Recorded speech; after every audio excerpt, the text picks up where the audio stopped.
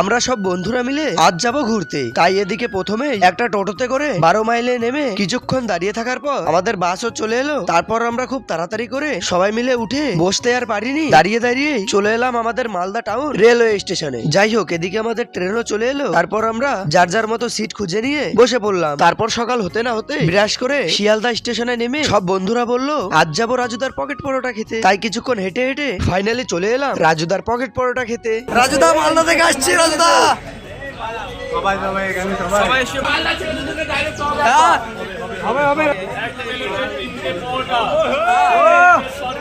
এই তো ভালো রাজুদা, ভালো ভালো।